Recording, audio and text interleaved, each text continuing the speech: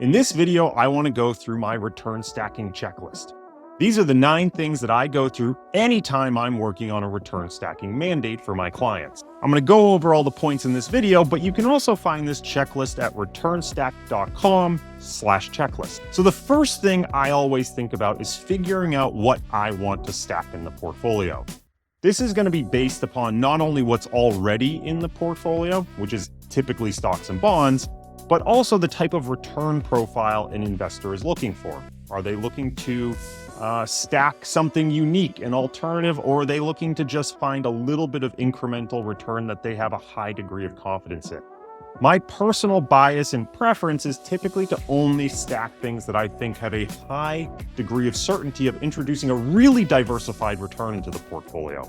So, for example, most portfolios I start with already have stocks and bonds. I'm not looking to add more stocks and bonds, and I'm not looking to add things that are going to have a high degree of correlation to stocks and bonds, either on average or in the tails. So much of portfolio risk is dominated by what happens when equities have a big bear market. I want to make sure whatever we're layering on top, I have a high degree of confidence is going to behave independently.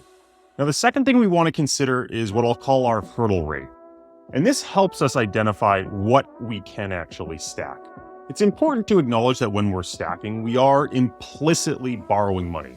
Now, through markets like futures and swaps and forwards, the implied borrowing rates are some of the cheapest available anywhere. But it is there, and it's something we have to consider. And not just the implied financing rate that we have to overcome, but also the costs and fees associated with any funds we might implement through, as well as the taxes. Taken together, the embedded financing rate, fees, the taxes, they all create this hurdle rate that whatever we stack on top has to overcome before it can add any value to our portfolio. So the third thing we want to think about is how big do we want the stack to be? The size of the stack is going to have a really big influence on the portfolio impact, both in the potential added returns as well as the potential added risk. As a really simple rule, if you take the size of the stack and multiply it by the volatility of whatever you're looking to stack on top, that's going to give you a general idea about the potential added risk as well as the potential added tracking error you're going to create. So just as a really simple example, let's say you wanted to stack on top of your portfolio a managed futures program that had a 15% volatility, and you wanted to add a 10% stack. Well, if you take that 10% and multiply it by 15, you get 1.5. So it sort of tells you worst case scenario, you're going to add at least 1.5% to your portfolio volatility, as well as create 1.5% tracking error from whatever that underlying benchmark is. Now, on the other hand, if you were looking to stack, say, short-term corporate bonds that had a volatility of just 3% with the same stack size, well, 10% times 3% equals 0.3%. So your added portfolio volatility is only 0.3%, your added tracking error is only 0.3%. You could, in theory, have a much bigger stack of a lower volatility asset and not even incur as much added risk as a smaller stack of a higher volatility asset. So what you're stacking can ultimately heavily influence the appropriate size of the stack. Now, I mentioned this was sort of a worst case rule. If you have an all equity portfolio and you stack more equity, all you're going to do is add risk. But if you have an all equity portfolio and you stack, say, bonds, or you stack managed futures, which have historically had a very low correlation, well, on average, you might actually find portfolio volatility goes down. If you're looking to explore how different asset combinations and stacks have worked together to either increase or decrease portfolio volatility historically, we have a return stacking visualizer tool that is available on our website. You can head to returnstack.com/tools. All right, checklist item number 4. We're going to start talking about implementation. And one of the things we need to consider is how we're actually going to implement the stack. So number 4 is determining whether the exposure we want already exists as a stacked fund. Let's say we wanted to implement a managed futures stack. Well, there exist funds out there that for every dollar you invest will give you, say, $1 of bonds and $1 of managed futures. Or they'll give you $1 of stocks and $1 of managed futures. And so the point here is if you're looking for generic managed futures exposure, Well, those funds exist, and you can very easily add that stack on top by just selling either stocks and bonds and buying the appropriate pre-stacked fund. That's not true for every exposure, or even if it is true for a particular exposure, you may want to implement with a specific manager. So for example, there may be pre-stacked bond and equity plus managed futures funds available, but there might be a specific managed futures manager you want to use who does not offer a pre-stacked solution, in which case we have to go to checklist item number 5. So checklist item number 5 says, if the exposure we want does not exist in a pre-stacked fund, we need to figure out how to make room for it in the portfolio. Now, typically this is going to involve selling some stocks, selling some bonds, and buying some sort of capital efficient stock bond exposure. So let's say for a moment that there is a 100-100 stock bond fund that exists. For every dollar you invest, you get $1 of stocks and $1 of bonds.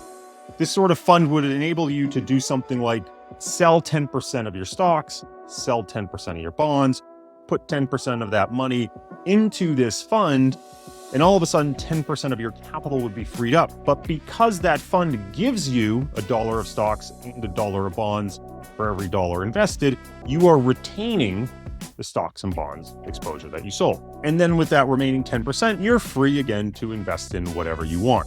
But again, what's critical here is recognizing that if the pre-stacked exposure doesn't exist, we need to figure out how we're going to sell stocks and bonds with a combination of buying a capital efficient stock bond exposure to free up the amount of the stack size we want. Checklist item number 6, we need to make sure that our betas match.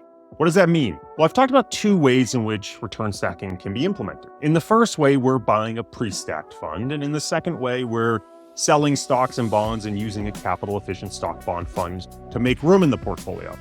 What's really important here is making sure that whatever we sell matches up with the exposure we're getting in those capital efficient funds. So let's go back to our example of a fund that for every dollar you put in, you get $1 of bonds and $1 of managed futures. And let's say those bonds are broad US Treasuries. Well, you wouldn't want to sell short-term US Treasuries to then buy that fund, because the exposure you would end up with afterwards would be a mismatch from what you had before.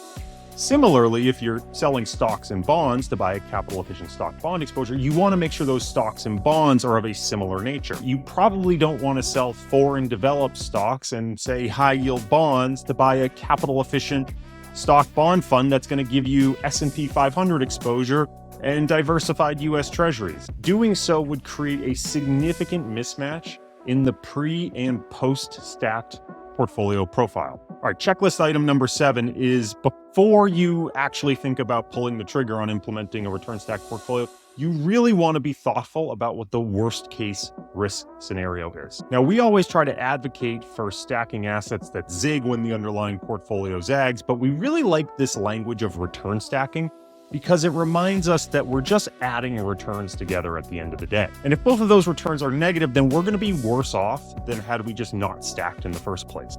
So before we go through with any stacking, we really want to make sure what those potential worst case scenarios are. When could that underlying portfolio and whatever exposure we're looking to stack on top both lose money at the same time? And then how can we appropriately set the stack size so that if it does happen, it doesn't lead to a catastrophic loss scenario? Step 8, and this is where we're getting into the nitty-gritty. This is the tax implications and also thinking about asset location. The simple fact of the matter is that some forms of return stacking can be much more tax efficient than others. So as an example, let's again go back to this 100-100 stock bond fund we keep talking about. One way of creating this fund might be by buying the underlying stocks and then buying US Treasury futures as an overlay on top. If that were all wrapped in an ETF, it would be on the more tax efficient side, especially because Treasury futures get fairly preferential tax treatment compared to US Treasury. If we were to reverse that implementation and instead say buy the Treasuries and overlay it with S&P 500 futures, well, it wouldn't matter whether it's wrapped in an ETF or a mutual fund. That would be a fairly tax inefficient strategy, especially since those S&P 500 futures typically receive far worse tax treatment than just passive buy and hold equities would usually. This gets more nuanced when you start talking about stacks that are implemented with swaps versus futures, which have different tax treatment. Now, I'm not an accountant, and you should certainly talk with a tax expert, but when in doubt, always implement stacking in a qualified account. However, if you are looking to stack with taxable money, make sure you take into account the tax considerations of how the stack is created. Last point in the checklist, number 9, consider line item risk. This is an important point for individuals to understand about themselves, but also for financial advisors and asset managers to consider about their clients. For an investor to get the benefits of any portfolio, they first have to be able to stick with that portfolio, which not only means the performance of the portfolio as a whole, but they need to be able to stick with the volatility and relative performance of all the underlying line items. And that can change how you might consider implementing the same return stacking concept. So as an example, let's say you wanted to stack a 10% allocation to managed futures. There's at least 3 ways you can do this. One way is to sell bonds and buy a fund that's going to give you stacked exposure to bonds and managed futures. The second way is to sell stocks and buy a fund that's going to give you stacked exposure to stocks and managed futures. The third way is to free up capital by selling stocks and bonds, buying a capital-efficient stock bond fund, and then using the freed up capital to buy a managed futures fund. If you were to X-ray all 3 of those portfolios, they'll give you the same net exposure. All 3 approaches, effectively the same. But what's critically different is the performance of the line items. The performance of that stacked bond managed futures fund, for example, is going to be predominantly driven by managed futures. So if you replaced bonds to buy that exposure, the client is going to have a line item that is much more volatile than they're used to seeing. The fund that stacks stocks and managed futures, on the other hand, may be more internally well-matched from a volatility perspective, but collectively will likely have much higher volatility than either stocks or managed futures alone.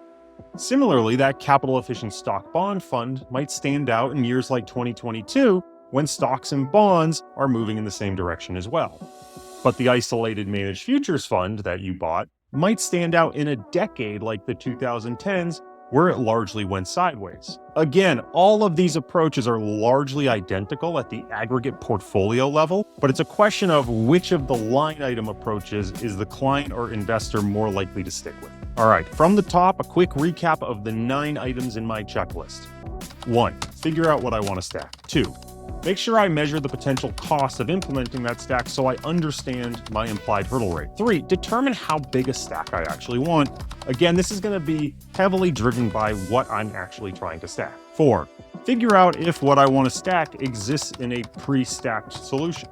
5, if it doesn't exist in a pre-stacked solution, figure out how I'm going to free up the room in my portfolio using a capital-efficient stock bond fund. 6, make sure that in either approach, I'm matching up my betas so I don't create a mismatch in the pre- and post-stacked portfolio profiles. 7, do one last quick check about risk.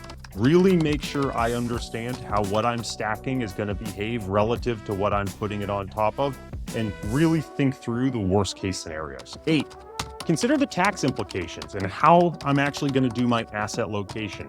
When in doubt, always try to focus on doing return stacking in a qualified account. And 9, particularly for those of us who are managing money on behalf of others, consider the line item risk. Even the exact same stacked concept can be implemented in multiple ways, which will have different line item experiences. Make sure we understand our clients, make sure we understand the type of line item risk that they can tolerate. Again, if you want this whole checklist, you can rewatch the video, or you can head over to returnstacks.com/checklist. Thanks for watching, and as always, until next time, happy stacking.